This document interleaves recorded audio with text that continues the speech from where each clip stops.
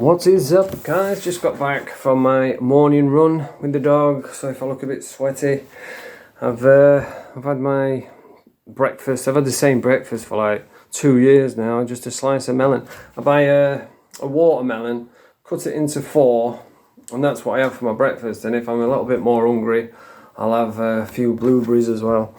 And then dinner time, I'll have a bowl of multi-Cheerios, or those little shredded wheat things, and then I can have whatever I want for my tea. Then it's kind of like a balanced diet with a little bit of exercise.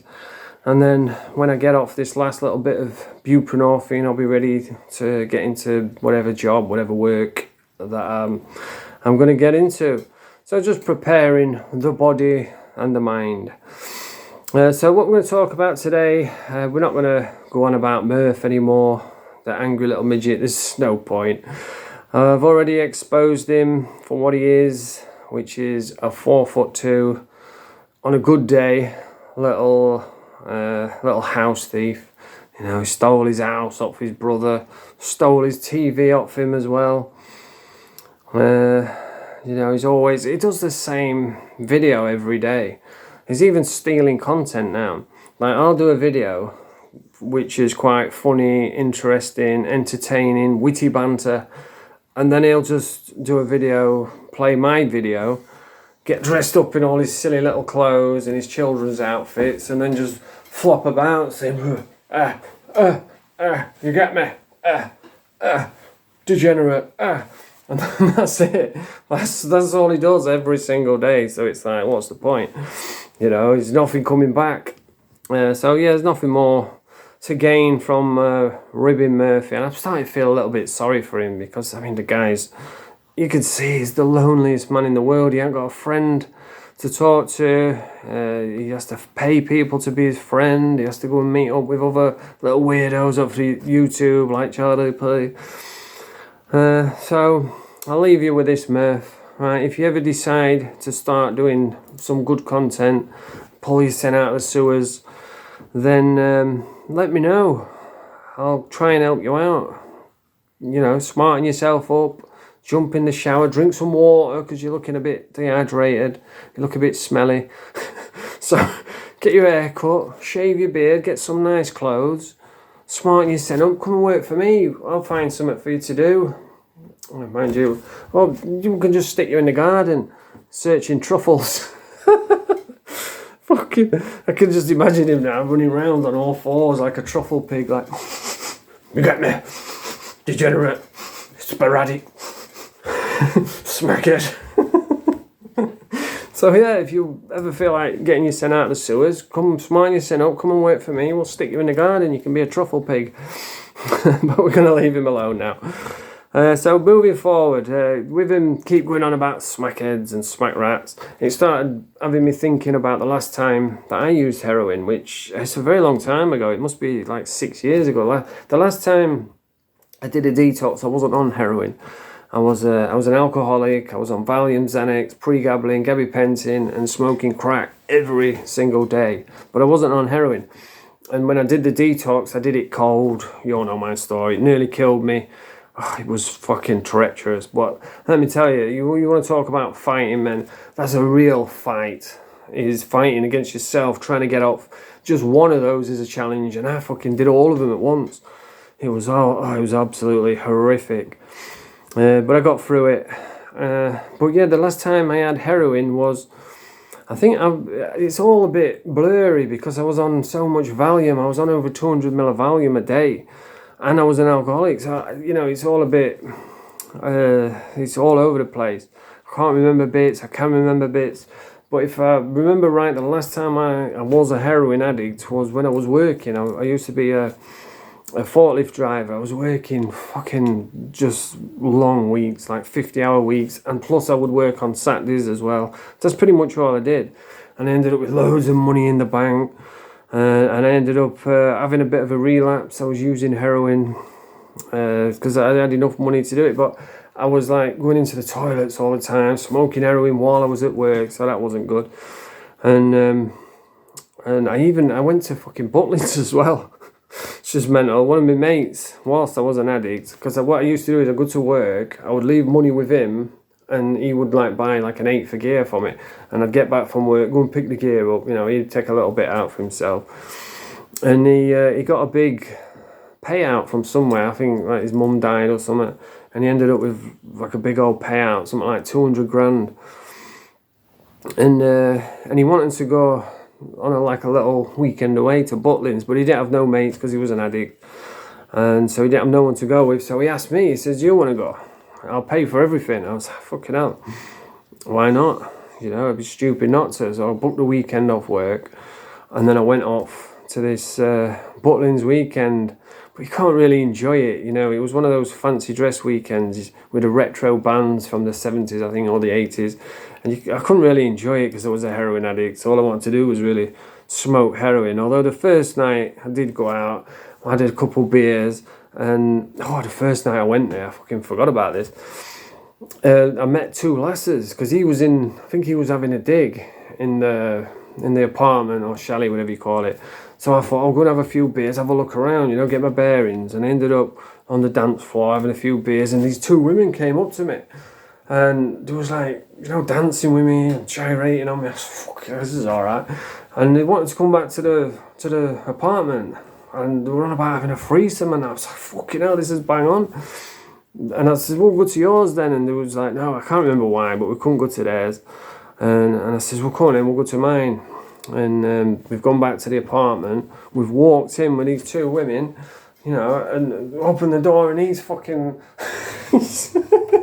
laid on the bed in his underpants, fucking needles hanging out his arm, you know what I mean, with citric acid and gear. It was like, fuck's sake.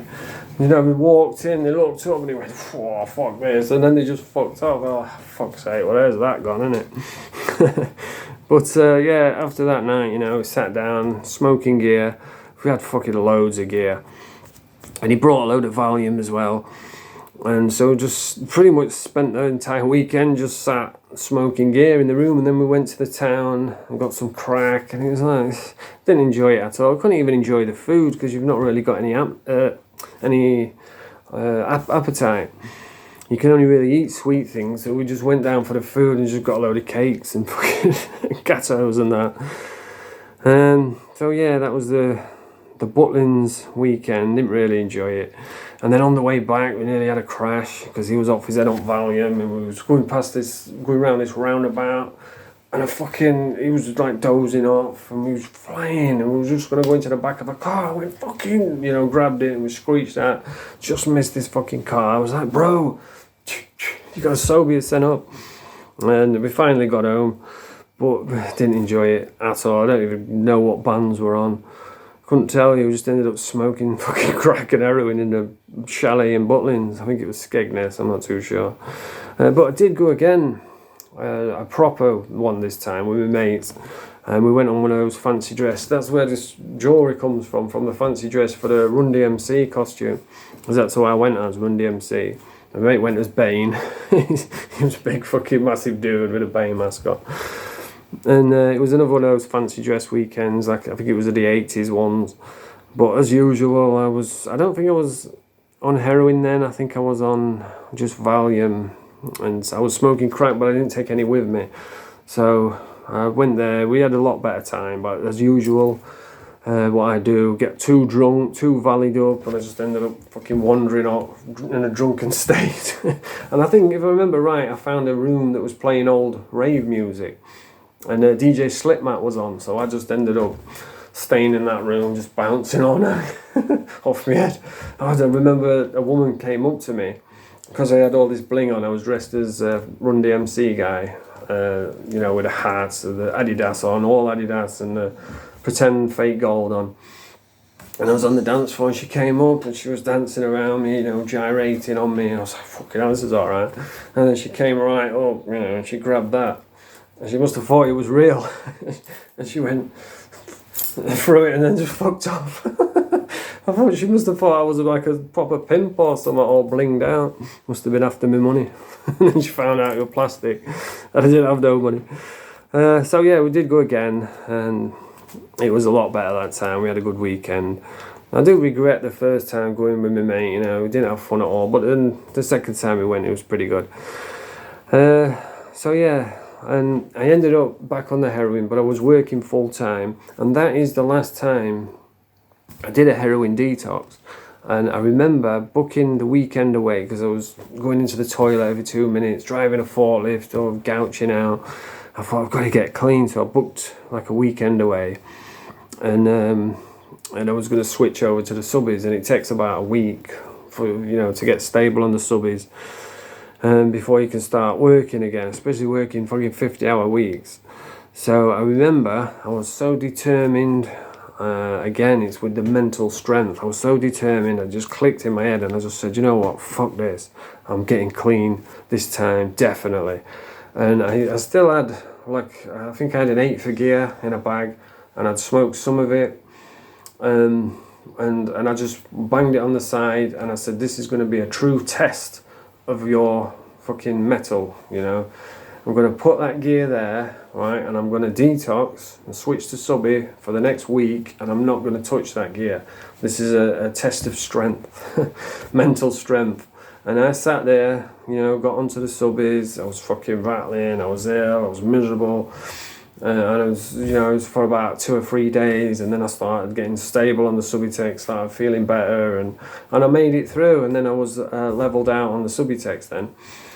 And I still had this gear. It was like a team, fucking 3/4 of an 1/8 or something on the side. And I thought, well, what am I going to do with that now? And I thought, you know what, I'll go and treat somebody. So I went round town, and I was like looking for some homeless guy to go up.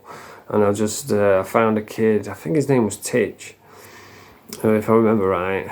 And I can't remember exactly what happened, but somebody came over to me, and I said, oh, is there any homeless people around here? And he says, oh yeah, Titch is down there. I says, oh, I've got a present for him, and I showed him a big chunk of gear. And I says, well, I'll tell you what, you and him can share it. He was like, oh, fucking nice one, mate. So I went down, I said, here, Titch. Chucked him this big fucking chunk of heroin. He was fucking buzzing, mate. And that was the last time that I did a heroin detox. The last time I used heroin, I believe, anyway. It was all that time ago. It was probably about 6 years ago. I'm still on buprenorphine now. I'm on the last little bit, and it's treacherous coming up for buprenorphine. I'm going to be ill for like a week, maybe 2 weeks. So I'm not going to be able to do any YouTube videos, but I'll cross that bridge when I get to it, because I've learned over the years there's really no point worrying about something until it happens. Otherwise you're just expending energy and upsetting yourself and getting all fucking in a muddle over something. There's nothing you can do about it. So I'll change that. I'll worry about that when it comes, which is probably going to be around Christmas time. But yeah, heroin it's a full-time job in itself, trying to get money for heroin, because as soon as you wake up, it's you've got to get money straight away. It's a 24 hours a day job, because you need money all the time to keep the sickness at bay. So as soon as you wake up in the morning, as soon as your eyes open, you get that tear running down your face, you start sneezing, you're in withdrawal, and you need the gear to keep that withdrawal away. So most people will save a little bit for the morning. I used to save the tutor, because I've never used needles, I've only ever smoked it. And you smoke it, and you chase the dragon, and you get some foil, and you just wrap it around a pen, and you'll suck it up through that little tutor, and the heroin gathers on the tutor. So I used to save that all day, and then the next morning, that's what I would have when I got out of bed. So it weren't that much, but it got me up and about. And then you've got to go out grafting, you've got to get money. You need like 10, 20 quid straight away. And then when you've got that, you need another 10, 20 quid for through the day. And then you need another 10, 20 quid for the night time. So, that's like, you're looking at like 60 quid a day, standard. There's no days off. There's no, I can't be arsed today, I'm going to have a day off. You can't, because then you're just in full withdrawal, and that messes you right up. And there's been times, most of the times when I've been messed up, it's because I relied on other people. And you can't do that. They'll have the best intentions. Oh, lend us this, lend us that. I'll give it back in morning. Fucking hell, go on then. And they never do. Never fucking give you it back. There was one time when I was rattling like fuck real bad, and I ended up, I think I had a gold bracelet or something. I ended up pawning it in for 25 quid, just so I could buy a .4 for the night and the morning, and it was worth fucking hundreds of pounds. So I've got this gear, and then my mate, where I was stopping, he says, "Oh, give a bit, I'll sort you back in the morning." I said, "I can't, I haven't got no for the morning myself." Then he's like, "No, I'll definitely give it back." So I gave him it, and then next morning, fucking, he was nowhere to be seen. So then you're in withdrawal, and you have to go out grafting while you're rattling, and it's an awful feeling. And you know if you get caught in the police cells, you're going to be rattling in the cells, so it really puts you back. And like I say, the only times I was caught out was, because you always manage to find the money somehow, the only times I got caught out was helping other people. There was one where me and my missus were staying at this guy's flat, and he got paid the next morning. It was used to be like gyros back then, and he's like, "Oh, get me gyro in the morning." So we gave him our last bit of gear for both of us for the morning, and he says, "Yeah, I'm going to get me gyro in the morning, I'll come back, I'll sort you out." And we sat there all fucking day till about 5 o'clock that afternoon, and then he comes back and says, "Oh, I didn't get it." So now we're in full-blown withdrawal. You know, we can't go out grafting because we've got no money. You know, we can't scrounge any money because you've already done that a million times. There's nowhere, you know, what would you do?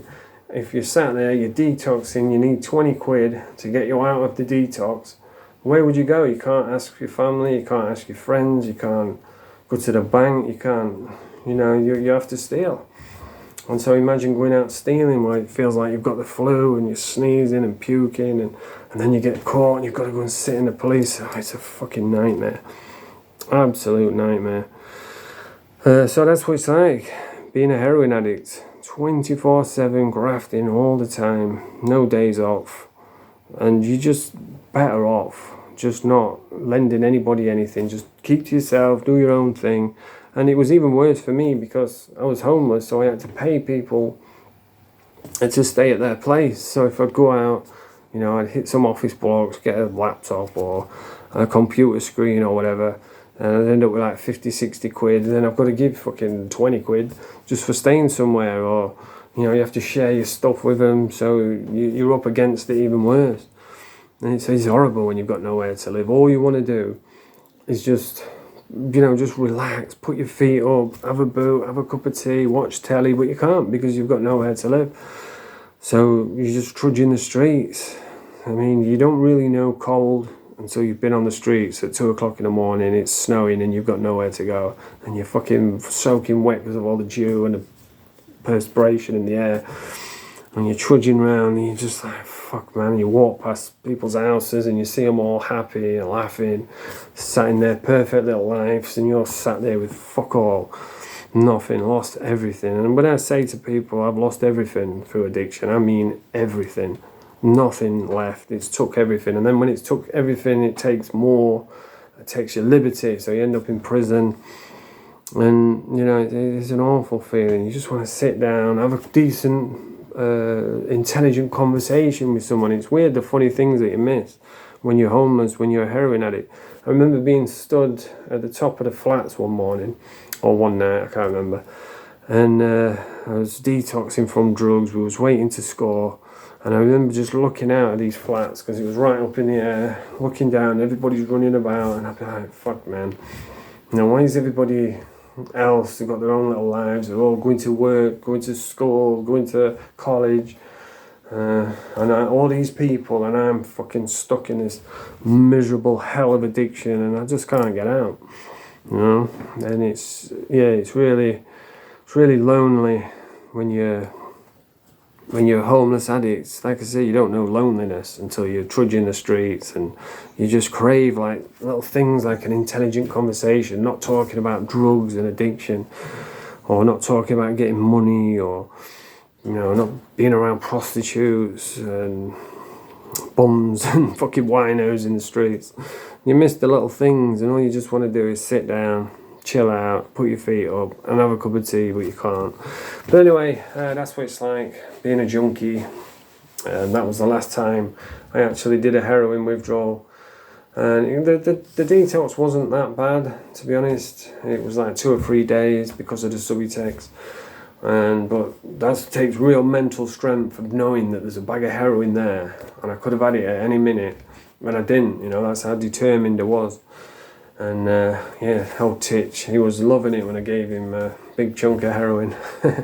But anyway, that's the video for today. If you like this video, press the thumbs up, subscribe to the channel.